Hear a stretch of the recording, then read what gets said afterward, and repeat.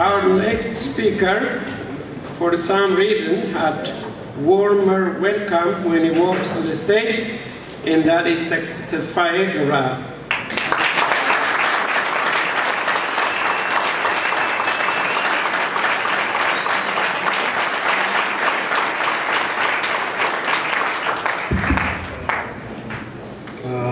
አመሰግናለሁ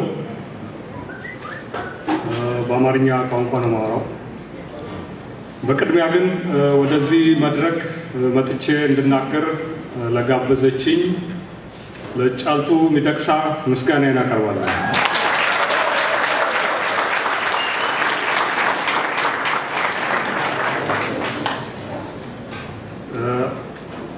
እንኳን ለመጫና ቱለማ 50ኛ ዓመት ክብረ በዓል አደረሰን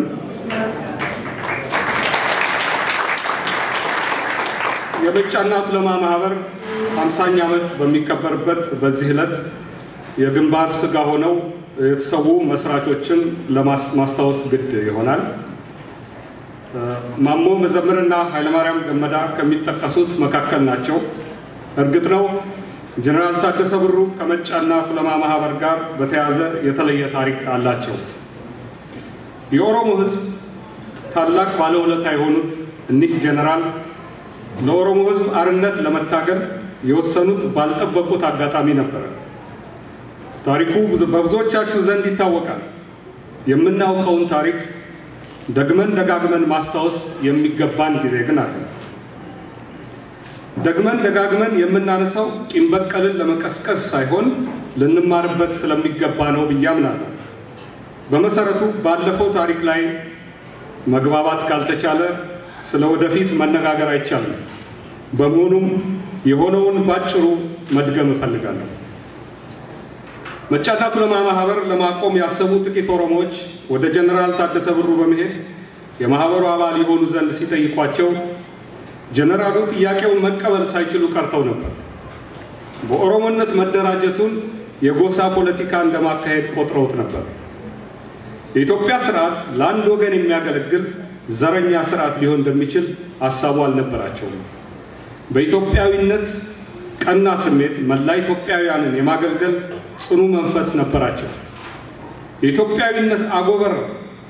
የኢትዮጵያዊነትን አጎበር ተከናንቦ ለአንድ ወገን ቋንቋና ባህል እድገት ይሰራ የነበረው ፊውዳላዊ ስርዓት የጀነራሉን አእምሮና ልብ ተቆጣጥሮት ነበር ጀነራሉ ምንም ማስተዋል በማይችሉበት ቀለበት ውስጥ ፍጹም ጠፍተው ነበር በመሆኑም የመጫና ቱለማ ማህበር አባል ለመሆን ሳይፈቅዱ ቀሩ ኋላ ግን ባንድ ያልተጠበቀ አጋጣሚ የሥርዓቱን ዘረኛነትና ጎጠኛነት በመገንዘባቸው ሙሉ በሙሉ ተለወጡ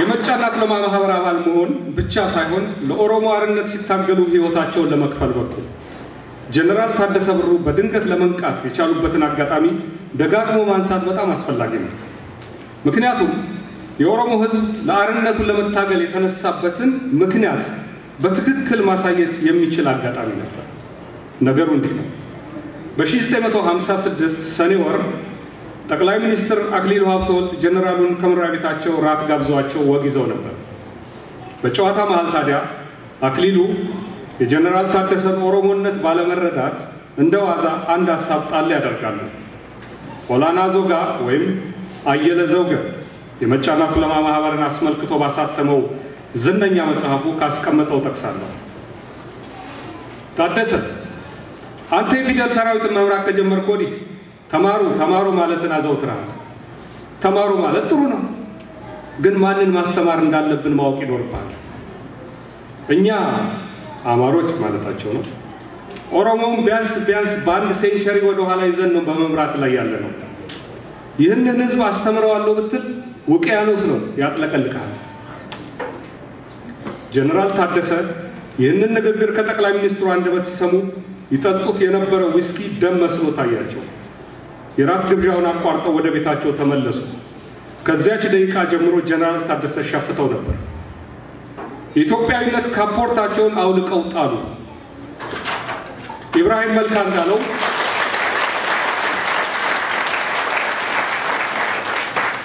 ኢብራሂም መልካ እንዳለው ኦሮሞነቴን የማትቀበል ኢትዮጵያ 10 ቦታ ትበጣጣስ የሚል ስሜት አድሮባቸው ይህ መራር እውነት ነው። አክሊሉ ሀብተወልድ የሥርዓቱን ድብቅ ፖሊሲ ሳያስቡት ማጋለጥ መቻላቸው በጣም ጠቃሚ ነበር። የአክሊሉ ሀብተወልድ የራት ላይ ንግግር የግላቸው ሳይሆን በአጠቃላይ ሥርዓቱ አመለካከት ነበር።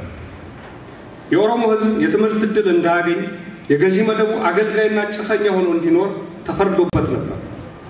በአጋጣሚ ሾልከው የትምህርት ዕድል ያገኙ ኦሮሞዎችም ቢሆኑ ማንነታቸውን ክደው የሥርዓቱ አገልጋይ እንዲሆኑ የሚጠየቁና የሚገደዱ ነበር።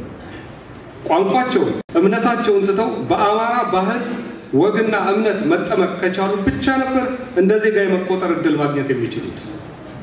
የመጫናት ለማ ማህበር ይህን ድብቅ አጀንዳ ተገንዝቦ የለኮሰው የነጻነትና መብትን የማስከበር ትግል ሚሊዮናት ኦሮሞዎችን እንዲነቁና ለመብታቸው እንዲታገሉ መንገድ ጠራጊ መሆን ችሎ ነበር።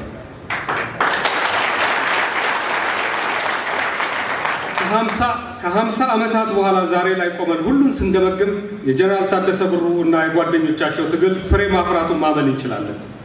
የኦሮሞ ሕዝብ ራሱን ማስተዳደር ገና ያልጀመረ ቢሆንም የኦሮሞ ሕዝብ ህልም ገና ያልደረሰ ቢሆንም ኦሮሚያ እውን ሆናለች።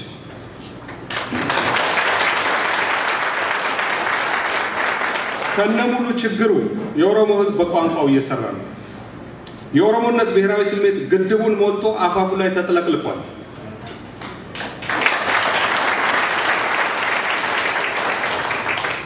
የግድቡን ጫፍ አልፎ መፍሰስ ከጀመረ ወዴትና ወደ ማን እንደሚፈስ ከወዲሁ እርግጠኛ መሆን አንችልም። ስለዚህ በጋራ መመካከር ይጠይቃል። ያለኝ መረጃ እንደሚጠቁመው በኦሮሚያ ትምህርት ቤቶች አካባቢ ኦሮምኛ አስተካክለው የማይናገሩ ኦሮሞ ያልሆኑ ተማሪዎች ላይ ማላገጥ ተጀምሯል። በሁለተኛ ደረጃ ትምህርት ቤቶች ክፍል ውስጥ አንዳንድ የኦሮምኛ ቃላትን አስተካክለው መጥራት ባልቻሉ ተማሪዎች ላይ በህብረት ይሳቃል። ክፉን በክፉ መመለስ ልክ አይሆንም። ማለትም የአማርኛ ቋንቋ ተናጋሪዎች ጫልቱ ሚደቅሳ ላይ ያደረሱት በደል ተገልብጦ በአማርኛ ተናጋሪዎች ላይ እንዲፈጸም መፍቀድ ፍትሃዊ አይሆንም።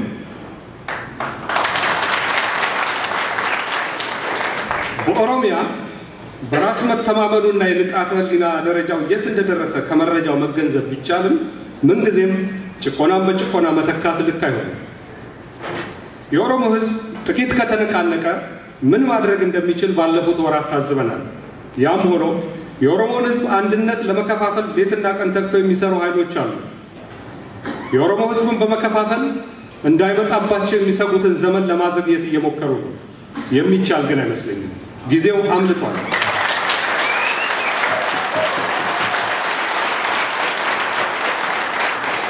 የኦሮሞ ማንነትና ምልክቶች ጨርሶ ከመውደም ተርፈዋል። የኦሮሞ መሬት የኦሮሞዎች ነው። ከኦሮሞ መሬት ትይዩ ያለው ሰማይም የኦሮሞዎች ሰማይ ነው።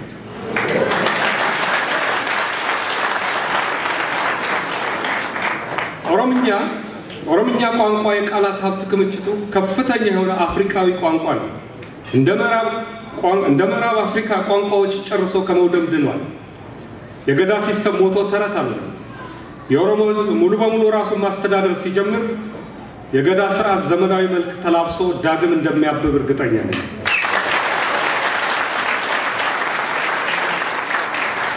የህወሓት ስርዓት ካለፉት ገዢዎች ባልተለየ መልኩ የኦሮሚያን ሀብት እየበዘበዘ ነው። የህወሓት ነጋዴዎች 500 ዓመታት ዕድሜ ያላቸውን የጅማ ዛፎች እያጨዱ በመሸጥ ላይ ናቸው። በኦሮሚያ ከርሰ ምድር የሚገኙ ማዕድናትን ቀን ከሌት እየዘረፉ ነው። የህወሓት ሰዎች ያገዛዝ ዘመናቸው ዕድሜ እንደሌለው በማወቃቸው ከጊዜ ጋር እየተሻሙ ነው። እስር ቤቶች በኦሮሞዎች ተሞልተዋል። በሃዲያዎች ተሞልተዋል። በወላይታዎች ተሞልተዋል። የደረሱበት የማይታወቅ የኦሮሞ ያረነት ታጋዮች ቁጥሩ ከጊዜ ወደ ጊዜ እየጨመረ ነው። በመሆኑም መጫናቱ ለማ ማህበር ላለፉት 50 ዓመታት እንደፈጸመው ሁሉ የኦሮሞን ህዝብ ማንቃቱንና ኦሮሚያን ከጥፋት ለማዳን ተግቶ መስራት ይጠበቅበታል። በጥቅሉ የመጫናቱ ለማ ማህበር አባላት የታገሉለት ዓላማ በከፊል በመሳካት ላይ በመሆኑ የጠንሳሾቹ ህልም ኪሳራ አልሆነም። የመጫናቱ ለማሊቀመንበር ድርቢ ደምሴ ስለ ጽፈት ቤታቸው መዘጋት አስመልክተው እኛ ደክመናል የሚቀጥለው ትውልድ መፍትሄ ይፈልግለት ሲሉ መናገራቸውን ሰምቻለሁ።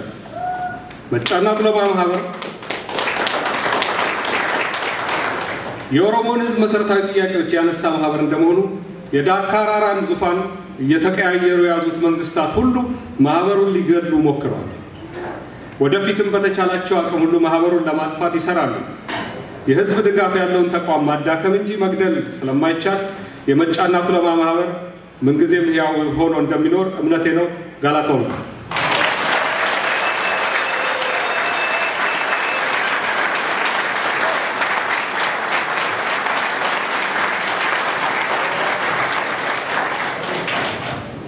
Ato Tesfaye Gabral, one of our guests of honors. And for those who don't know him, among the many books he has written, at least you probably have read one famous one, Ibruk Azimita.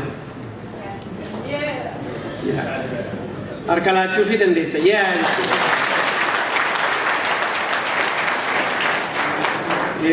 This morning, Tesfaye asked me if he can speak in English. I told him, you can speak English. Unfortunately, I can't. And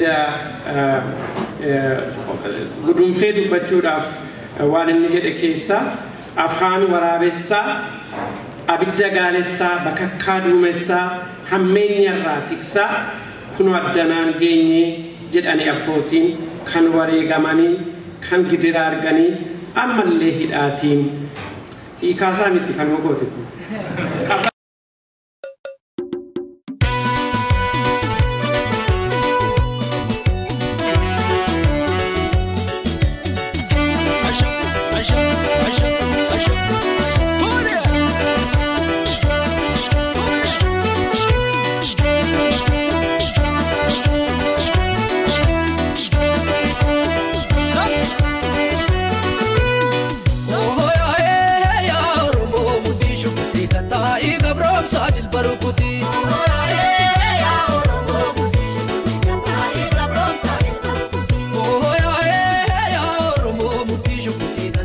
Gabrom Sajil